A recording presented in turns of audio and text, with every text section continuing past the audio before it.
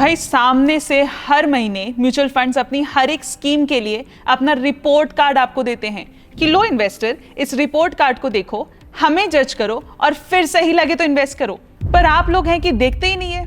Yes, I am talking about mutual fund fact sheet. और आप ये इतनी जरूरी चीज इसीलिए इग्नोर कर रहे हो क्योंकि आपको लगता है कि ये कॉम्प्लिकेटेड होगी, जबकि ये इजी और रिलायबल होती है। बस कुछ चीजें देखना है और आपको समझ आ जाएगा कि म्यूचुअल फंड की हेल्थ कैसी है। चलो इस वीडियो में साथ में एक फैक्ट शीट एनालाइज करते हैं with your host Swati. Fact sheet पढ़ने से पहले समझते हैं कि ये होता क्या है। म्यूचुअल फंड फैक्ट शीट एक ऐसा डॉक्यूमेंट होता है जो एएमसी यानी एसेट मैनेजमेंट कंपनी, जो आपके म्यूचुअल फंड्स मैनेज करते हैं, अपनी हर स्कीम का रिपोर्ट कार्ड पब्लिश करते हैं। मतलब अगर एक म्यूचुअल फंड के 10 स्कीम्स चल रहे हैं तो इनको 10 अलग अलग फैक्ट शीट पब्लिश करनी होगी। इसमें सारी इंपॉर्टेंट डिटेल्स होती हैं, like investment objective, benchmark, AUM, fund manager का detail, minimum investment amount, plan options मतलब डायरेक्ट है या रेगुलर, सब कुछ। Now what is direct and regular plan? Direct plan का मतलब है आप सीधा एएमसी के थ्रू इन्वेस्ट करते हो बिना किसी ब्रोकर या एजेंट के, इसलिए कॉस्ट यानी एक्सपेंस रेशियो कम होता है। वहीं रेगुलर प्लान में आप डिस्ट्रीब्यूटर के थ्रू इन्वेस्ट करते हो, जिसमें डिस्ट्रीब्यूटर की कमीशन भी ऐड हो जाती है, इसी वजह से कॉस्ट थोड़ा ज्यादा होता है। और हाँ, एएमसीज को सेबी के रूल्स के हिसाब से फैक्ट शीट इशू करना मैंडेटरी नहीं है, लेकिन वो हर महीने वॉलंटरीली अपनी फैक्ट शीट पब्लिश करते हैं। सेबी बस ये इंश्योर करता है कि कंटेंट स्टैंडर्डाइज्ड हो ताकि इन्वेस्टर्स अलग अलग फॉर्मेट्स देख के कंफ्यूज ना हो जाएं। Now after this it's time to read an actual fact sheet. To make the best of this video, quickly get a laptop और टैब जिसमें आप भी हमारे साथ ये फैक्ट शीट ओपन करके समझ पाओ। ध्यान रहे, हर म्यूचुअल फंड हाउस अपनी फैक्ट शीट थोड़ा अलग फॉर्मेट में प्रेजेंट करता है, लेकिन कोर कंटेंट ऑलमोस्ट सेम होता है। इसमें शुरुआत होती है एक बेसिक डिस्क्रिप्शन से, जैसे फंड का इन्वेस्टमेंट ऑब्जेक्टिव क्या है, टोटल एयूएम कितना है और स्कीम कब लॉन्च हुई। For better understanding of fact sheet, let's take an example of Quant small cap fund and let's look at its October 2025 fact sheet. Also ये सिर्फ एक एग्जाम्पल है, कोई रिकमेंडेशन नहीं है। तो सबसे पहले बेसिक से स्टार्ट करते हैं कि फैक्ट शीट ढूंढना कैसे है। सिंपल है, गूगल पे क्वांट स्मॉल कैप फंड या आप अपने पसंद का फंड का नाम सर्च कर सकते हो। जनरली हर म्यूचुअल फंड का फैक्ट शीट आपको उसके ऑफिशियल वेबसाइट पर मिल जाता है अंडर स्कीम डॉक्यूमेंट्स या फिर डाउनलोड सेक्शन में, both in web PDF and downloadable formats. यहाँ पे मतलब क्वांट स्मॉल कैप फंड का फैक्ट शीट आपको क्वांट की ऑफिशियल वेबसाइट पर इन्वेस्टर हब के डाउनलोड सेक्शन में मिल जाएगा। ठीक बिल्कुल इसी तरह आप अपने फंड का फैक्ट शीट आप उसके एएमसी वेबसाइट से डाउनलोड कर सकते हो। अब जैसे ही आप क्वांट स्मॉल कैप फंड के फैक्ट शीट को ओपन करोगे तो सबसे पहले आपको यहाँ पे इन्वेस्टमेंट ऑब्जेक्टिव दिखेगा। नाउ हर फंड के फैक्ट शीट के टॉप पे फंड का इन्वेस्टमेंट ऑब्जेक्टिव लिखा होता है, मतलब फंड किस पर्पस के लिए बना है और किस गोल को अचीव करना चाहता है।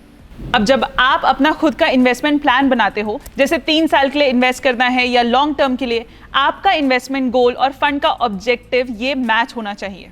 अगर आपका गोल 3 साल का है लेकिन फंड के फैक्ट शीट में लिखा है कि ये 5 साल या लॉन्ग टर्म के लिए है, तो बीच में मार्केट फ्लैट होने पर आप फंड को ब्लेम नहीं कर सकते।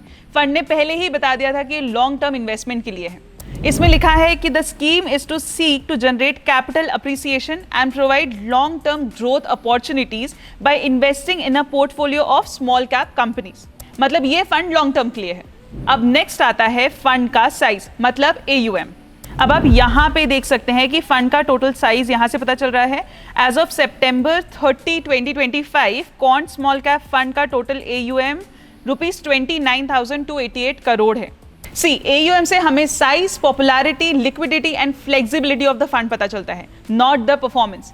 इस केस में ये दिखाता है कि ये काफी पॉपुलर और ट्रस्टेड फंड है इन्वेस्टर्स के बीच। हाई एयूएम मतलब फंड के पास लिक्विडिटी अच्छी है, लेकिन इसका मतलब ये नहीं है कि वो अच्छा ही फंड है। अब उसके बाद लेफ्ट साइड में यहाँ पे क्या क्या है, यहाँ पे है inception date, risk adjusted measures, market cap का contribution, portfolio and investor contribution, fund managers के कुछ नाम भी दिख रहे हैं, एग्जिट लोड दिख रहा है, NAV, expense ratio, benchmark index and riskometer. Riskometer आपको सबसे नीचे दिखेगा। सी इंसेप्शन डेट मतलब फंड कब लॉन्च हुआ। क्वांट स्मॉल कैप फंड की इंसेप्शन डेट है 29 अक्टूबर 1996, यानी ये एक काफी पुराना फंड है। पुराने फंड का एक बेनिफिट ये होता है कि आपको उसके बारे में ज्यादा डिटेल्ड हिस्ट्री मिल जाती है, जो आपके एनालिसिस में काफी हेल्प करती है। अब नेक्स्ट सेक्शन में चलते हैं। वैसे हमने अपने प्रीवियस वीडियो में रिस्क एडजस्टेड रिटर्न के बारे में डिटेल में बात की है, लेकिन यहाँ पर भी एक ब्रीफ आइडिया ले लेते हैं। तो सबसे पहले है शार्प रेशियो, जिसका नंबर है 1.44, जिसका मतलब है कि फंड ने लिए गए रिस्क के हिसाब से अच्छा एक्स्ट्रा रिटर्न दिया है।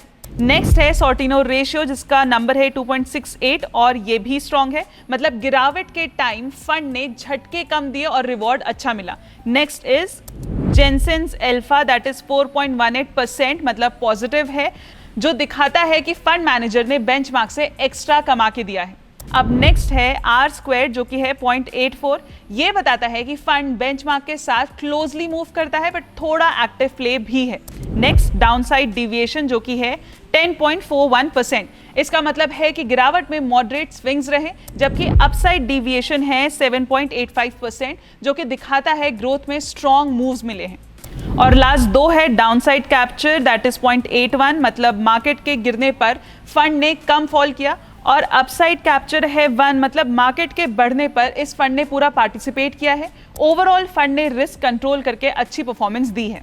अब नेक्स्ट आप मार्केट कैप एलोकेशन भी देख सकते हो, मतलब कितना fund large cap, mid cap या स्मॉल कैप स्टॉक्स में गया है। इस फंड के केस में 66.83% स्मॉल कैप है, 2.16% मिड कैप, 23.56% लार्ज कैप में दिख रहा है। ऑब्वियसली स्मॉल कैप फंड है तो स्मॉल कैप में ज्यादा एलोकेशन होगा, लेकिन थोड़ा एक्सपोजर लार्ज कैप और मिड कैप में भी है, जो पोर्टफोलियो को थोड़ा स्टेबल बनाता है और एक्सट्रीम वॉलेटिलिटी को मैनेज करने में हेल्प करता है। अब इसका अगर पोर्टफोलियो कॉन्सेंट्रेशन हम देखते हैं तो इससे पता चलता है कि फंड का पोर्टफोलियो काफी कॉन्सेंट्रेटेड है। टॉप 10 स्टॉक्स में 36%, टॉप 20 में 53% और टॉप 30 में 66% इन्वेस्ट है, मतलब रिटर्न्स और रिस्क दोनों टॉप स्टॉक्स पे डिपेंड करते हैं। टिपिकल स्मॉल कैप फंड का फीचर है ये। नेक्स्ट हम इन्वेस्टर कॉन्सेंट्रेशन देखेंगे। इससे पता चलता है कि फंड के एसेट्स किसी फ्यू इन्वेस्टर्स पे डिपेंडेंट नहीं है। यहाँ टॉप 10 इन्वेस्टर्स सिर्फ 0.91%, टॉप 30 इन्वेस्टर्स 1.76% होल्ड करते हैं। हाईली डाइवर्सिफाइड इन्वेस्टर बेस, मतलब रिडेम्पशन रिस्क लो है। और इसके बाद हमें फंड मैनेजर के नाम दिखते हैं, यानी जो इस फंड को मैनेज करते हैं। अब ये जरूरी क्यों होता है? कई बार हम इन्वेस्टर्स फंड मैनेजर का नाम देखकर उन पर ट्रस्ट करके इन्वेस्ट करते हैं। अगर आप फैक्ट शीट नहीं देखोगे तो आपको पता ही नहीं चलेगा कि कब आपका फंड मैनेजर चेंज हो गया है, इसलिए ये देखना बहुत ज्यादा जरूरी है। अब नेक्स्ट हम इस फंड का एग्जिट लोड देखेंगे। यहाँ वैसे तो ये निल है, लेकिन अगर आप अपने इन्वेस्टमेंट को 1 साल से पहले रिडीम करते हो तो 1% का एग्जिट लोड लग सकता है। 1 साल के बाद निकालते हो तो कोई भी एग्जिट लोड नहीं लगेगा। वहीं अगर इस फंड का बेंचमार्क इंडेक्स देखें तो वो है निफ्टी स्मॉल कैप 250 TRI, और जैसे नाम से ही समझ आता है ये फंड स्मॉल कैप स्टॉक्स में इन्वेस्ट करता है। स्मॉल कैप फंड्स लार्ज या मिड कैप फंड्स के कंपैरिजन में काफी वॉलेटाइल होते हैं, इसलिए रिस्क भी ज्यादा होता है। रिस्कोमीटर भी दिखा रहा है कि रिस्क बहुत हाई है, तो अगर आप हाई वॉलेटिलिटी हैंडल कर सकते हो तभी आपको स्मॉल कैप फंड्स कंसिडर करना चाहिए। अब नेक्स्ट सेक्शन बहुत इंपॉर्टेंट है, वो है पोर्टफोलियो होल्डिंग एंड एनालिसिस। जैसा कि आप देख सकते हो कि फैक्ट शीट में top holdings generally descending order में लिस्टेड होते हैं। जैसे जिस फंड का एलोकेशन मैक्सिमम होता है, लिस्ट में सबसे ऊपर वही होता है। सिमिलरली ये फंड में भी आप स्टॉक्स डिसेंडिंग ऑर्डर में देख सकते हो based on funds allocation. For example यहाँ हम देख रहे हैं कि फंड का पोर्टफोलियो कैसे डिस्ट्रीब्यूटेड है। रिलायंस 9.11% है, जियो फाइनेंशियल 6.06% है, मतलब फंड में टॉप होल्डिंग्स का सिग्निफिकेंट वेट है जो रिटर्न्स को ड्राइव कर सकते हैं।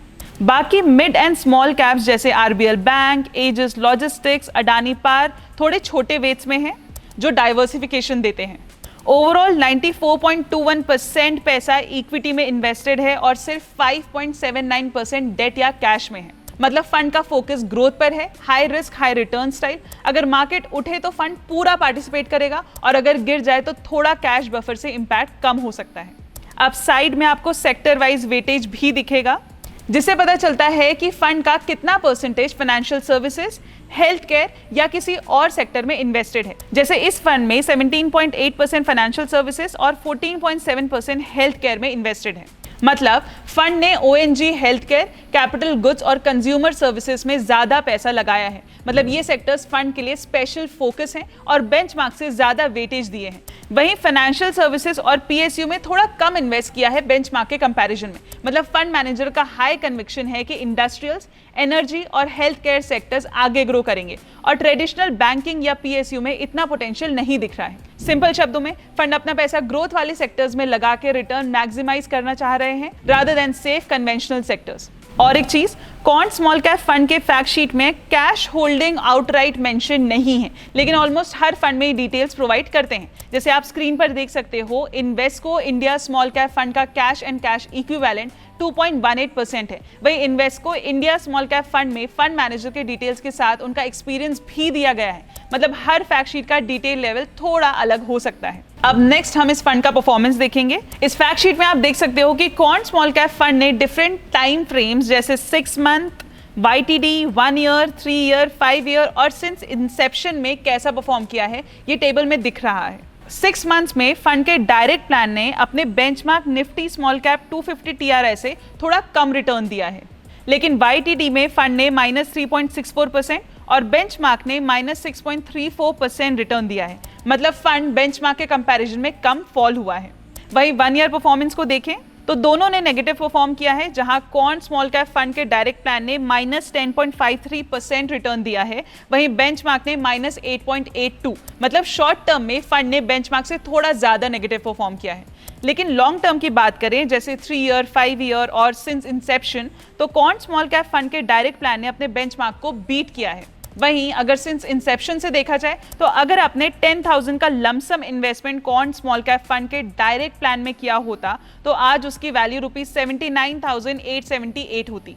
अब जैसा कि हमने शॉर्ट टर्म और लॉन्ग टर्म परफॉर्मेंस डिस्कस किया, तो नेचुरली अगला सवाल ये आता है कि फंड की परफॉर्मेंस कितनी कंसिस्टेंट रही है ओवर द टाइम। और यही रीजन है कि रोलिंग रिटर्न्स देखना बहुत इंपॉर्टेंट होता है। एक चीज ध्यान देने वाली है कि क्वांट स्मॉल कैप फंड के फैक्ट शीट में रोलिंग रिटर्न्स है ही नहीं, मेंशन ही नहीं किया गया है। रोलिंग रिटर्न्स क्यों इंपॉर्टेंट होता है? क्योंकि ये फंड की परफॉर्मेंस की कंसिस्टेंसी दिखाता है। मतलब fund short term ups and downs के बावजूद लॉन्ग टर्म में कितना कंसिस्टेंट परफॉर्मर रहा है। कुछ एएमसी जैसे पराग पारिक फ्लेक्सी कैप फंड्स में आपको रोलिंग रिटर्न भी मिल जाएगा। You can see it on the screen. बाकी रोलिंग रिटर्न को हमने अपने प्रीवियस वीडियो में डिटेल में डिस्कस किया था। अगर वो जानना है तो ये वीडियो जरूर देखना। पराग पारिक फ्लेक्सी कैप फंड के केस में फंड के डायरेक्ट प्लान ने 3 ईयर, 5 ईयर और 10 ईयर टाइम फ्रेम में कंसिस्टेंट रोलिंग रिटर्न्स दिए हैं और तीनों पीरियड में अपने बेंचमार्क को बीट भी किया है। इससे क्लियरली दिखता है कि फंड के डायरेक्ट प्लान कितने कंसिस्टेंट परफॉर्म कर रहे हैं।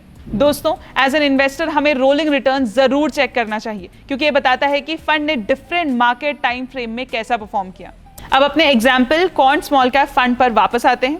अब और एक चीज जो अक्सर इन्वेस्टर कंसिडर करते हैं वो है एसआईपी रिटर्न्स। अगर आपने इस फंड के डायरेक्ट प्लान में लास्ट 5 साल तक हर महीने 10,000 का एसआईपी किया होता तो 30 सितंबर 2025 तक आपका टोटल इन्वेस्टेड अमाउंट 6 लाख का होता और इस इन्वेस्टमेंट की करंट वैल्यू 10,87,127 होती।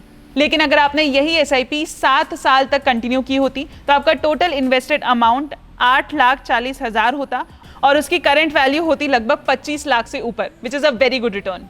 ये रिटर्न्स क्लियरली दिखाते हैं कि अगर आप राइट फंड में लॉन्ग टर्म तक इन्वेस्टेड रहते हो तो ऐसे रिटर्न्स आपको भी मिल सकते हैं। तो ये एक सिंपल तरीका था जिससे आप म्यूचुअल फंड की फैक्ट शीट को समझ सकते हो। अब जरा रिकैप कर लेते हैं।